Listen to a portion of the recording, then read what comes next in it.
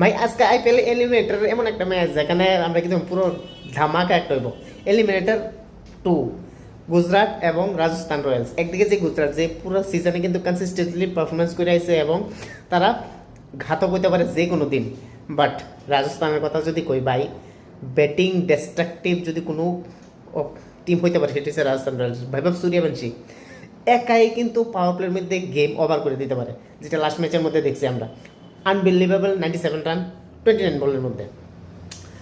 But আজকের খেলার মধ্যে দুই টিমে কিন্তু হাই প্রেশার থাকবো, স্পেশালি রাজস্থানের টপ অর্ডার এবং হায়দ্রাবাদ গুজরাট কিন্তু বরাবরই চাইবো, specially Kagiso Rabada, Mohammed Siraj definitely Vaibhav সূর্যবংশীরে প্রথম দিকে আউট করতো। যদি বৈভব সূর্যবংশী ভাই পাওয়ার প্লে খেললা নেয় তাহলে কিন্তু গেম কিন্তু এখানে শেষ করে দিব।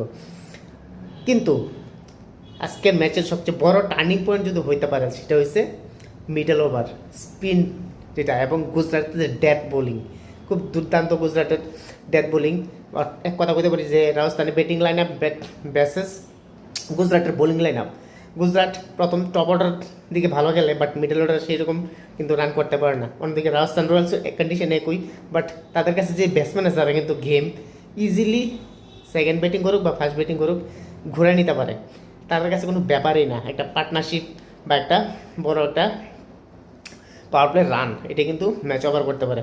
তো যাই হোক, গুজরাট প্রথম ম্যাচের মধ্যে হায়দ্রাবাদের হারায় সেটা এখানে আইসে এবং রাজস্থান লোকে জিততে পারবো কিনা এটা কিন্তু দেখার বিষয়। যদিও আমার মনে হইতেছে আজকে রাজস্থান প্রেশার থাকবে এবং বৈভব সূর্যবংশী যদি আউট হয়ে যায় প্রথম দিকে তাহলে কিন্তু গুজরাট বাই চান্স আছে ফাইনালে যাওয়ার লেগে। বাট যদি বৈভব সূর্যবংশী আউট করতে না পারে তাহলে কিন্তু গেম উল্টো হয়ে যাবে এবং রাজস্থান কিন্তু চ্যাম্পিয়নও হতে পারে যদি রাজস্থান ফাইনালে যায়, কেননা সেরকম পটেনশিয়াল কিন্তু আছে এবং সেকেন্ড টাইম তারা টাইটেল কিন্তু নিতে পারবো।